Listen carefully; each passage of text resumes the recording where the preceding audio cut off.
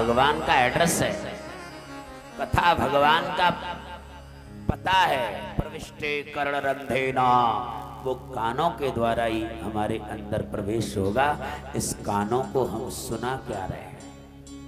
देखा, अगर किसी की निंदा हो रही हो, बुराई हो रही हो, फिर देखो कान लगा के सुनता है आदमी। हाँ, और कथा है रही हो या कोई और चीज सुनने को मिल रही हो, कोई अच्छी बात हो रही हो, तो मोबाइल में लगा रहेगा और कोई काम में लगा, वो सुनना ही नहीं चाहता। लेकिन कोई बुराई किसी की हो रही हो, निंदा हो रही हो, फिर देखो, भाइयों की तो मैं कह ही नहीं सकता, लेकिन माताएं अगर चार महिला एक जगह बैठी हों तो क्या भागवत गीता की, इसकी रामायण की बातें थोड़ी करती हैं? जब ये चार कहीं बैठी हों तो इसकी बुराई, इसकी निंदा, वो ऐसी, ये ऐसी, ये भागवत नहीं करती हैं। भाई लोग भले ही चार आदमी कहीं बैठे हों तो शायद कथा की चर्चा करने लग जाए कि महाराज जी ने आज कहा सुनाए हो, आज क्या बात थी। सोचो, विचार करो। ये कान ऐसे तरसते हैं, किसी की निंदा बुराई हो रही हो तो बड़ा आनंद से सुनते हैं, और कथा में कान जाने कहाँ चले जाएं कोई पता ना है। हम कानों को सुनवा क्या रहे हैं? क्या सुन रहे हैं इन कानों से हम लोग? देखिए रामचरितमानस में कितना सुंदर प्रसंग है। शूर्पणखा अपने को बहुत सुंदर बना के खूबसूरत आई थी, लेकिन वो सीता माँ पास में थी तो घास नहीं डाल रहे थे, तो उसने सोचा पहले सीता को खत्म करूं तो ये मेरे को महत्व देंगे। राक्षसी बन के जैसे ही टूटने को सीता के ऊपर हुई, भगवान ने इशारा कर दिया लखन को, इसकी नाक काटो। क्योंकि कोई भी सुंदर महिला है वो अपनी सुंदरता को दिखाने के लिए, अगर भले ही समाज में पर्दे का महत्व हो, फिर भी पर्दा भी करेगी तो ऐसा बिल्कुल एकदम पारदर्शी कपड़ा पहनती है भाई साहब, जिससे उसका चेहरा इतना सुंदर, और फिर भी पर्दा लगा के रहे तो यार चेहरे सुंदरता का मतलब क्या है? चेहरा तो दिखना चाहिए। पारदर्शी कपड़ा, इतने वैसा कपड़ा कि पर्दू लगे रहे और देखते रहे कि मैं कितना सुंदर है। और ज्यादा सुंदरता के घमंड में होए तो बाकी नाक काट दो, वो पर्दा नहीं करेगी तो बड़ो मोटो पर्दा लगा के रहेगी कि नाक नहीं दिख जाए। इसलिए भगवान ने कहा नाक काटो या की। और लखन ने क्या किया कि नाक तो काटी के, लेकिन नाक के साथ साथ कान भी काट डाले। भगवान ने कहा ये तूने क्या किया? मैंने तो नाक को इशारा करे, कान का काट दे। तो लखन ने कहा भगवान जब से ये आई है, जब अपनी अपनी सुना रही है, आपकी सुन रही है, ये वो नहीं सुन रही, तो जो भगवान की नहीं सुने तो उसके कान भी काट देने चाहिए। तो भगवान की न सुने, भगवान की कथा न सुने, उसके कान रखने से क्या फायदा? इसलिए जो भगवान की न सुने, भगवान की कथा न सुने, उसके कान भी काट देने चाहिए। समझ में आ जाए तो बजाय देनी चाहिए। अब देख लियो, कान ने मत कटवा लियो भैया। नाक तो सबकी कटाई होती है, पर कान ने मत कटवाई भैया। बोल वृंदावन बिहारी लाल की जय।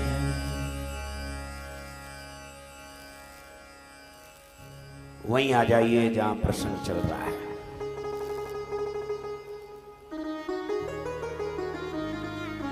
पांचवें स्कंद के अंत में नरकों की कथा को सिद्ध किया गया। परीक्षित ने कहा गुरुदेव नरकों से बचने की युक्ति क्या है? भजन करो। और ये केवल सुखदेव जी ने कह के ही नहीं टाल दिया गया। प्रमाण के लिए छठवें स्कंद में नाम की महिमा अजामिल उपाख्यान को सिद्ध किया गया। अजामिल कानकुब्ज नगर का इतना बड़ा वेदवादी ब्राह्मण, जनेऊधारी, गायत्री जापक, इतना अनुष्ठान करने वाला, लेकिन इतने जप तप करने वाले का भी आंखों से जो डर्टी दृश्य देखा, मन खराब हो गया। एक छोटा सा डर्टी दृश्य देख लिया उस अजामिल ने। इतना वेदवादी, इतना जनेऊधारी, गायत्री जापक, अनुष्ठान करने वाला कर्मकांडी ब्राह्मण, जब उसका डर्टी दृश्य देखने से मन खराब हो सकता है, जो हर समय हमारी युवा पीढ़ी हर समय मोबाइल पे डर्टी फिल्में, ब्लू फिल्म देखने में लग रही हैं, उनका तो भगवान ही मालिक है क्या हो रहा होगा भाई साहब। क्योंकि पाप की शुरुआत आंखों से होती है। आंखों ने जो देखा मन में वो आ गया।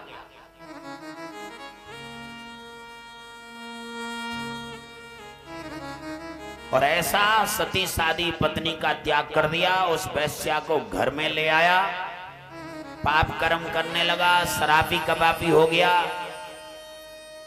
लेकिन बालपन में उसने जितने भी भजन किया है, गायत्री जाप किया है, व्रत किए हैं, अनुष्ठान किए हैं, वो कहाँ जाएगा? क्योंकि भक्ति का बीज एक बार जीवन में आ गया ना तो वो खत्म नहीं हो सकता है। वो अंकुर तो है ना। कभी देखा है कि अपनी खेती को बिल्कुल साफ कर दो, उसकी फसल वहां से हटा लो, कुछ मत बो, लेकिन एक न एक बीज उसमें रह जाता है और बोने की जरूरत नहीं, फिर उगाता है। एक बार किसी के अंदर भक्ति का बीज आ जाए तो फिर वो नष्ट होने वाला नहीं है। नहीं तो आप देखो जो पढ़े लिखे शिक्षित लोग हैं, उनका बेटी बेटा अगर डॉक्टरी में जाके दाखला ले ले, डॉक्टरी करने लग जाए, लेकिन जिस दिन एडमिशन लेता है उसी दिन से अपने सामने डॉक्टर लिखना शुरू कर देता है। लोग हैं यार तुम डॉक्टर हो, हाँ डॉक्टरी कर रहे हैं, डॉक्टर हैं। डॉक्टर तो उसी दिन बन गया जिस दिन एडमिशन लिया था, लेकिन उससे कहा जाए कि डॉक्टर हो तो ऑपरेशन कर दोगे, बोलो ऑपरेशन तो नहीं कर पाएंगे, तो फिर काहे के डॉक्टर हैं? वो डॉक्टरी कर रहे हैं, अभी हमारा कोर्स अधूरा है। किसी का 2 साल का कोर्स रह गया, किसी को 1 साल का रह गया, किसी को 6 महीने का कोर्स रह गया है। वो कह रहा है डॉक्टर तो बन गए हम, लेकिन ऑपरेशन नहीं कर पाएंगे क्योंकि कोर्स अधूरा है, और कोर्स पूरा हो जाएगा तो हम ऑपरेशन भी कर देंगे। समझ गए कि नहीं समझ गए? जिस दिन एडमिशन लिया उसी दिन डॉक्टर बन गया। ऐसे ही आप चाहे एक दिन के लिए कथा पांडाल में आ गए, भगत तो बन गए, एडमिशन ले लिया, भगत तो हो गए, लेकिन अभी आप में बहुत कमियां हैं, बहुत दोष हैं। बोला अभी कोर्स अधूरा है महाराज, अभी एडमिशन लिया है, इसलिए 7 दिन का कोर्स है, 27 तारीख को कोर्स पूरा हो जाएगा तो हम में जो जो बुराइयां हैं वो भी दूर हो जाएंगी, इसलिए कोर्स अधूरा है। हम डॉक्टर तो उसी दिन बन गए जिस दिन हमने एडमिशन लिया था, लेकिन ऑपरेशन नहीं कर सकते, लेकिन कोर्स अधूरा है। ऐसे ही भगत तो आप उसी दिन बन गए जिस दिन इस पंडाल में आ गए, लेकिन अभी बुराइयां आपके अंदर बहुत हैं क्योंकि कोर्स अधूरा है। 27 तारीख तक सारी बुराइयां भी खत्म हो जाएगी। कैसे नहीं बजाई भैया?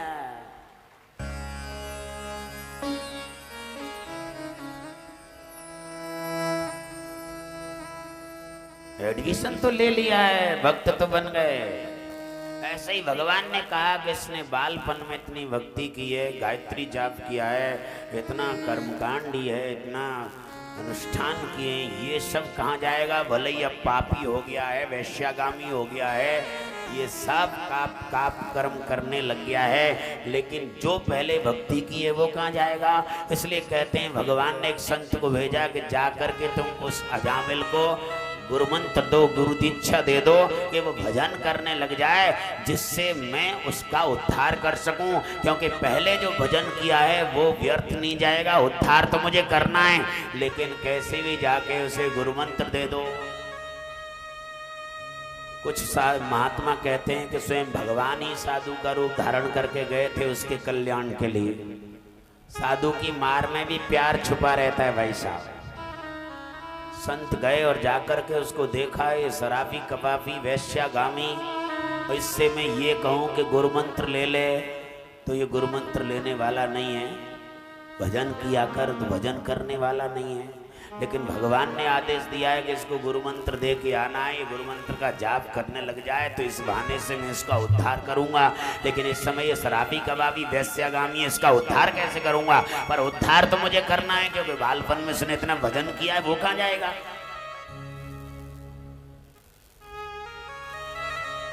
लेकिन साधु ने सोचा कि शराबी कबाबी से ये कहूं कि तू गुरु मंत्र ले ले मेरे से और भजन किया कर, तो तेरा उद्धार रह जाएगा, तो ये शराबी कबाबी गुरु मंत्र कहां से लेगा? मुझे ही इसको कैसे भी करके इसको गुरु मंत्र देना पड़ेगा। साधु ने कहा कि ये बताओ तुम सबसे ज्यादा किसको प्यार करते हो? उसने कहा मैं अपने बच्चों को ज्यादा प्यार करता हूँ। कभी कोई बच्चा बीमार हो और माँ उससे दवा पिला रही है, दवा कड़वी है, तो बच्चा चाहे भले ही बीमार बना रहे लेकिन कड़वी दवा लेगा ही नहीं, मुझे नहीं लेनी। और माँ सोच रही है कि बच्चे ने दवा नहीं ली तो ठीक कैसे होएगा, माँ तो ठीक करना चाह रही है। तो माँ क्या करती है, माँ उस दवाई में शहद मिला के देती है। दे बेटा थोड़ा सा चाट के देख ले, तो अच्छी लगे तो ले लियो, नहीं मत लियो। और चाट के देखी तो इतनी मीठी, और बच्चा कहने लगा माँ ऐसी दवा तो चाहे कितनी ही दे दे। ऐसे ही साधु ने सोचा कि इसको ये गुरुमंत्र तो देना है, लेकिन शहद में मिला के देना पड़ेगा, तब ये गुरु मंत्र का जाप करेगा। तो शहद में मिला के कैसे दिया, कि किससे ज्यादा प्यार, बोल बच्चों से। तो तुरंत कहा तुम्हारी पत्नी के जो बच्चा होने वाला है, हमारे कहने से उस बच्चे का नाम नारायण रख ले। ये शहद में मिला के गुरु मंत्र दिया साधु ने कि नारायण रख ले, नारायणी गुरु मंत्र है। लेकिन शहद में मिला के दो, वैसे नहीं लेगो तो बच्चा को नाम रख के तो लेगो। बच्चा वैसे दवा नहीं ले रहा है, लेकिन शहद में मिला के दी तो लेने लग गया। ऐसे ही साधु ने सोचा शहद में मिला के गुरु मंत्र दिया जाएगा, और शहद में मिला के दिया कि अपने बच्चे को नाम नारायण रख ले, और साधु ने गुरु मंत्र दे दिया। ऐसे नहीं लेगो तो ऐसे तो लेगो, और बच्चे का नाम नारायण रख लिया। सबसे छोटा बच्चा नारायण, और सबसे छोटे बच्चे पर माँ बाप का ज्यादा प्यार होता है, और सिर्फ बार बार छोटे बच्चों को ही पुकारता है, बेटा नारायण, बेटा नारायण, बेटा नारायण, बेटा नारायण। और गुरु मंत्र का जाप घर में शुरू हो गया। घर गृहस्थी वाले वैसे टाइम नहीं है आपको एक आसन पे बैठ के माला करने को, तो अपने घर में बच्चे तो पैदा कर रहे हो, इन बच्चों के ही नाम ऐसे रख लो। भगवान के सहस्त्र नाम है, 1000 नाम है, जो अच्छो लगे भगवान के नाम पे ही नाम रख लो। वैसे नाम लोगे नहीं तो शहद में मिला के ऐसे तो ले सकते हो। अपने बच्चे को ही नाम भगवान का नाम रख लो तो भी भजन हो जाएगा। ये नाम की महिमा है। तेरा नाम तारण सबई काज सारण, धरो उसका धारण निवारण करेगा। तेरा दूध सीना मिटा दिल का चीना, जिन्हें पेट दीना वो आप ही भरेगा। न था दांत बाकू दिया दूध माकू, खबर है प्रभु को सबर जो करेगा। तेरा नाम तारण सबई काज सारण, धरो उसका धारण निवारण। देखिए भगवान का नाम तो बहुत ऊंची चीज है। आप कोई साधारण व्यक्ति है, कोई ऊंची अच्छी अधिकारी की पोस्ट पे है, और तुम उसके पास जाओगे तो एक फॉर्म पे आप अपना नाम लिख दो, सिग्नेचर कर दो, मेरा काम बन जाएगा। अधिकारी ने उस फॉर्म पर अपना सिग्नेचर किए और उसके सिग्नेचर से काम चल जाता है कि नहीं। एक साधारण व्यक्ति एक अधिकारी के नाम से सब काम हो जाते हैं, तो परमात्मा का नाम तो बहुत बड़ी चीज है भाई। उसका नाम लेने से काम चलेगा कि नहीं चलेगा। एक छोटा सा गांव था और उसमें आजकल ब्याह शादी ज्यादा चल रहे हैं, सालक चल रहे हैं। छोटा सा गांव, एक लड़के की शादी तो बारात में जाने का चस्का सबको ही होता है। भले ही एक आदमी को नौता आए हो, बाप जा रहे हो बारात में तो बेटा कह रहे हो मऊए ले चलो पापा जी बारात में मजा आज तो है। देख छोटा सा गांव है, भस भर के सब चले गए, पूरा गांव खाली।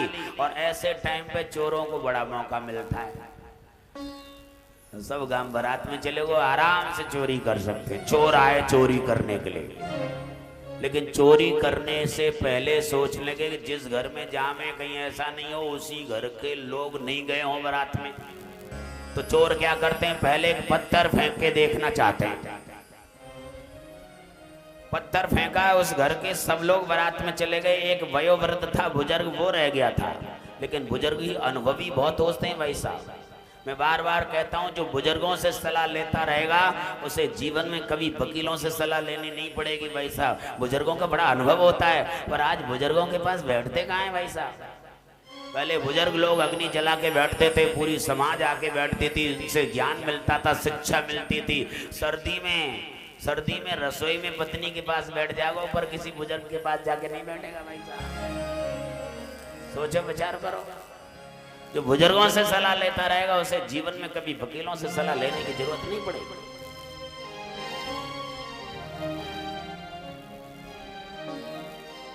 एक अकेला बुजुर्ग था, सारे बारात में चले गए। पत्थर जैसे चोरों ने फेंका तो बुजुर्ग समझ गया, अगर इनको मालूम पड़ गया कि ये घर में केवल एक ये वयोवृद्ध बुजुर्ग है तो मुझे यहाँ बांध करके और पूरे घर के माल को चौपट कर देंगे। लेकिन बुजुर्ग बड़ा कलाकार था। जैसे ही पत्थर आया उसी समय जोर जोर से बोलने लगा, अरे महेश कहाँ सो रहा है, देखना ये पत्थर किसने फेंका, या राकेश को जगा दे, या रमेश को जगा और बहू जगा, बाव जगा, अकेला। और इतने 5-7 नाम ले डाले, चोर अपने आप ही भाग गए। जाओ तो बहुत आदमी है और था अकेला ही। लेकिन नाम नकली थे कि असली? नकली। और चोर असली थे कि नकली? असली चोर नकली नाम लेने से भाग सकते हैं, तो वह असली नाम को लोगे तो हमारे अंदर काम क्रोध लोभ मोह मद मत्सर ये चोर बैठे, ये भागेंगे कि नहीं भागेंगे? नाम के बिना तो बाजार में भी कोई वस्तु नहीं मिलती भाई साहब। मिल सकती है? चले जाओ जलेसर में किसी दुकान पर जाके खड़े हो जाओ, दुकानदार पूछे क्या चाहिए, बोल दे दो। तो क्या दे दे? अरे दे दो बोलो। और दुकानदार जो है बड़े सीधे साधे होते हैं, किसी से झगड़ा नहीं चाहते। लेकिन नौकर खतरनाक रखते हैं भाई साहब। दुकानदार ने नौकर से कहा, पूछना ये बेवकूफ क्या बक रहा है, बार बार मैं पूछ रहा हूँ क्या चाहिए, दे दो बक रहा है। नौकर ने जाके पूछा क्या चाहिए, दे दो। क्या दे दे? दे दो। क्या दे दे दो। और नौकर को गुस्सा आई और एक धक्का दिया। समझ में आ जाए? समझो बिना नाम के तो जिंदगी में धक्के ही खाने पड़ेंगे। धक्के खाने से बचना है तो नाम लेना शुरू करो। ये नाम की महिमा है। पृथ्वी कहे कि मैं बड़ी तो शेष के ऊपर क्यों खड़ी। पृथ्वी कहे कि मैं बड़ी तो शेष के ऊपर क्यों खड़ी। और शेष कहे कि मैं बड़ा तो शंकर के गले में क्यों पड़ा। शंकर कहे कि मैं बड़ा तो कैलाश के ऊपर क्यों खड़ा। कैलाश कहे कि मैं बड़ा तो रावण के हाथों क्यों पड़ा। रावण कहे कि मैं बड़ा तो बाली की कांख में क्यों पड़ा। और बाली कहे कि मैं बड़ा तो श्री राम के हाथों क्यों मरा। श्री राम कहे कि मैं बड़ा तो भक्तों के पीछे क्यों पड़ा। और भगत कहे कि मैं बड़ा तो राम के नाम के पीछे क्यों पड़ा। अंत में निकला ये परिणाम। अंत में निकला ये परिणाम। अंत में निकला ये परिणाम।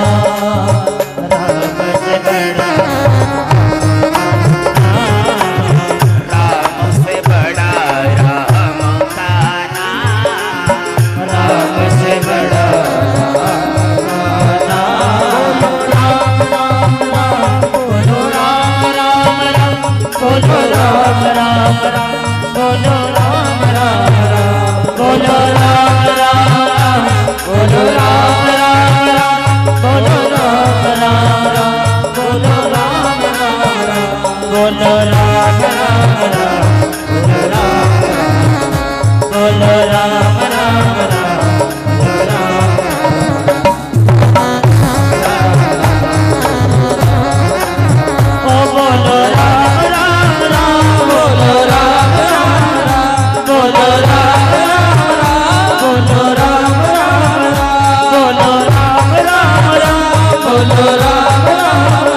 बोलो राम राम राम, बोलो राम राम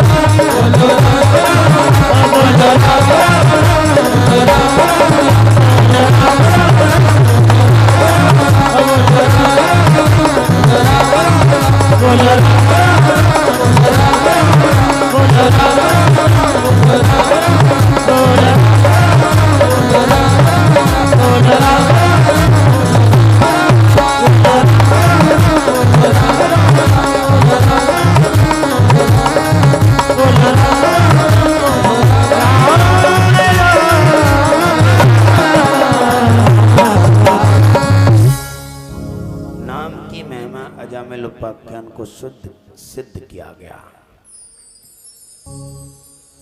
राम न सके नाम गुण गाए।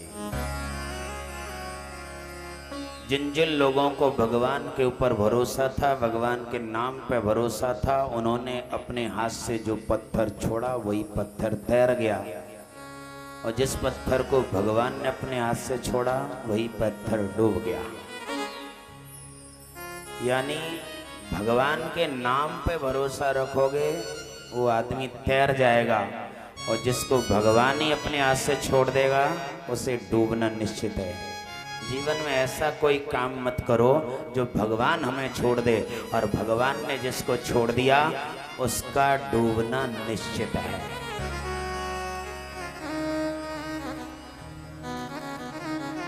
ऐसा जीवन में कोई काम मत करो जो भगवान हमें छोड़ दो।